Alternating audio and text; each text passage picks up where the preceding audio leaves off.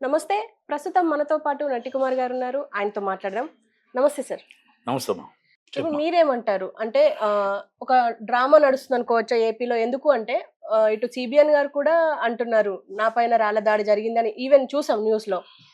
పవన్ కళ్యాణ్ అంటున్నారు. నా పైన రాళ్ల దాడి జరిగింది. ఈవెన్ బ్లేడ్‌ల దాడి జరిగిందని రీసెంట్‌గా కూడా చెప్పారు. ఇటు జగన్. అసలేం జరుగుతుందంటారు? రాష్ట్రంలో శాంతి భద్రతలు లేవు. రాష్ట్రంలో శాంతి భద్రతలు వైఫల్యం చెందాయి. రాష్ట్ర చీఫ్ మినిస్టర్‌కే భద్రత లేనప్పుడు ప్రతిపక్ష నాయకుడికి ఏం భద్రత ఉంటది? చంద్రబాబు నాయుడు గారు మరీ అన్యాయంగా మాట్లాడతారు గానీ. ఇప్పుడు ఆయన చీఫ్ మినిస్టర్‌కే భద్రత లేనప్పుడు చీ ప ప్రతిపక్ష నాయకుడికి ఏం భద్రత ఉంటుంది? ఆయన ఎదురుగుండా రాయి వచ్చింది. ఆయన కన్నుపోను రాయి వచ్చి 2 రాయిలొచ్చాయి. ఆయన అయిపోయింది. రాయిలొచ్చాయి నేను ధైర్యంగా ఉంటాను అంటున్నాడు. రాయి తగలలేదు కాబట్టి ధైర్యంగా ఉంటాడు. తగిలితే ధైర్యంగా ఉంటాడు ఆయన. అలాగే బ్లేడ్ బ్యాచ్లు వచ్చారు, మొత్తం టోటల్ బ్లేడ్లు కోసారండి. పవన్ కళ్యాణ్ గారు బ్లేడ్ అదృష్టం శాతం అక్కడ కార్యకర్తలు కాపాడి ఆ బ్లేడ్లన్నీ లాక్కున్నారు కాబట్టి సరిపోయింది. ఆ బ్లేడ్లు లాక్కోకపోతే ఆయన ఊరుకుంటాడా? అంటే ఆయన పరిస్థితి ఏంటి? అలాగే ఇప్పుడు ఒక రాయి వేశారు. వాళ్ళ మీద హత్యా ప్రయత్నం కేసు పెట్టారా? వాళ్ళ మీద హత్యా ప్రయత్నం కేసు పెట్టారా? వీళ్ళ మీద హత్యా ప్రయత్నం కేసు పెట్టారా? పెట్టలేదు. కానీ ఇక్కడ జగన్మోహన్ రెడ్డి గారి మీద హత్యా ప్రయత్నం కేసు పెట్టారు. అంటే ఆయన మీద జరిగిన దాడి మీద హత్యా ప్రయత్నం కేసు నమోదు చేశారు. అది హత్య చేయడానికే చేశారు అని ఒక అనుమానంతో వచ్చారు. అండ్ కానీ నేనంటుంది ఏమంటానంటే, మీరు ఏ రైట్లో అనుకుంటున్నారు? ఆ 30 అడుగుల దూరాన ఒక రాయి పిక్క కానీ నిజంగా ఆ రాయి పిక్క అంత ఫోర్స్లో కానీ వచ్చి కొడితే నిజంగా హత్యా ప్రయత్నమే కాదు, హత్యే జరుగుతుంది. అక్కడ అంత ఛాన్స్ కనబడట్లేదు.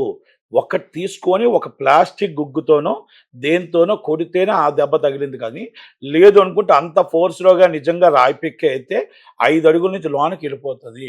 అంత ఫోర్స్లో నుంచి వస్తే షార్ప్ సూట్రే చేశాడు, ఇది వాస్తవం. ఎవరో షార్ప్ సూట్రే మాత్రమే చేశాడు. ఇది ఎవరు చేయించారు? ఇది ప్లాస్టిక్తో చేయించారా లేకపోతే రాయితో చేయించారా అనేది మనకు కావాలి కదా. రాయితో చేయిస్తే హత్యా ప్రయత్నం హత్య, గులకతో చేయిస్తే ఎవరు చేయించారు? కావాలని చేయించుకున్నారా?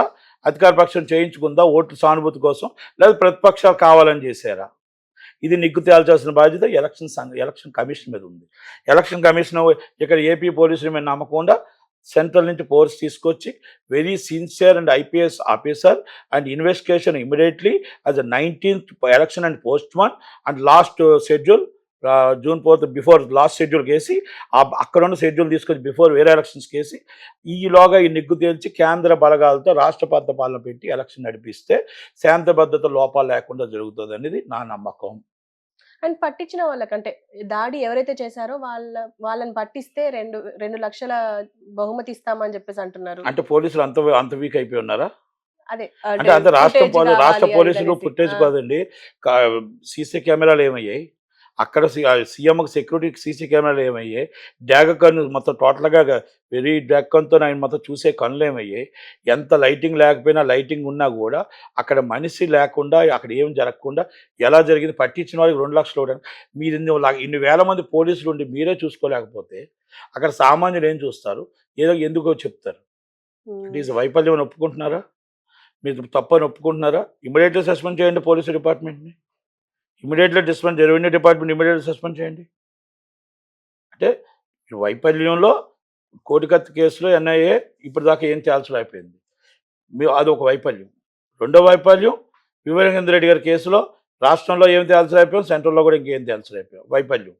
ఇప్పుడు మూడోది ఒక చీఫ్ మినిస్టర్గా భద్రత లేదు. అలాంటి మన బహుమతి పెడతాం అంటే ఎంత దాకా కరెక్ట్ ఇది? అంటే మన రాష్ట్రానికి ఏమి ఇస్తాం మనం భరోసా? రాష్ట్ర ప్రజలకు మనం ఏం భరోసా ఇస్తున్నాం? డీజీపీ గారు ఇప్పటికి వచ్చి దీని మీద స్టేట్మెంట్ ఇవ్వలేదు. అంటే ఏం జరుగుతుంది? ఎలక్షన్ కమిషన్ ఇప్పటికి వచ్చి స్టేట్మెంట్ ఇవ్వలేదు. సెంట్రల్ ఎలక్షన్ కమిషన్ ఇప్పటికి వచ్చి స్టేట్మెంట్ ఇవ్వలేదు. కనుక immediately election commission immediately action తీసుకోవాలి. ఒక చీఫ్ మినిస్టర్కి భద్రత లేకపోతే ప్రతిపక్ష నాయకుడికి ఏం భద్రత ఉంటుంది? దీన్ని బట్టి మాకు అర్థమవుతుంది ఏంటంటే ఒక ఇండికేషన్ కోడికత్తి కేసు తర్వాత వైఎస్ వివేకానంద రెడ్డి గొడ్డల పోటు చనిపోయారు. ఇక్కడ ఇండికేషన్ కనబడుతుంది. కనుక షర్మిలమ్మకి ఇమ్మీడియట్లీ సెక్యూరిటీ పెంచాలి, సునీతమ్మకి ఇమ్మీడియట్లీ సెక్యూరిటీ పెంచాలి, ప్రతిపక్షాలకు సెక్యూరిటీ పెంచాలి. ఇక్కడ ఏదో ఇండికేషన్ కనబడుతుంది కాబట్టి శాంతి భద్రత ప్రాబ్లం వచ్చేటట్టు ఉంది. కనుక ఇమ్మీడియట్లీ మీ మీద యాక్షన్ తీసుకొని దీన్ని ముందు జాగ్రత్త చర్యగా అన్ని కూడా తీసుకోకపోతే రేపు జరగరాని పరిణామం జరిగేటట్టు శాంతి భద్రత లోపించేటట్టు ఉన్నాయి.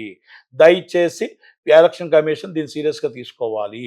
ఇది ఒక ఇండికేషన్ మాత్రమే. మన రేపు ఫ్యూచర్ కోసం ఎలక్షన్ కోసం చాలా చాలా మొత్తం టోటల్గా ల్యాండ్ ఆర్డర్ ప్రాబ్లం అయ్యే పొజిషన్ కనబడుతుంది. కాబట్టి మనం కేంద్ర బలగాలను దింపాలి. కేంద్ర ఫోర్స్ని దింపి ఎలక్షన్లో రేపు నామినేషన్ రోజు నుంచి కేంద్ర ఫోర్స్ ఉండాలి. అండ్ మీరు ఇది కూడా వినుంటారు, ట్విట్టర్లో సానుభూతి తెలుపుతున్నారు దాడికి సంబంధించి.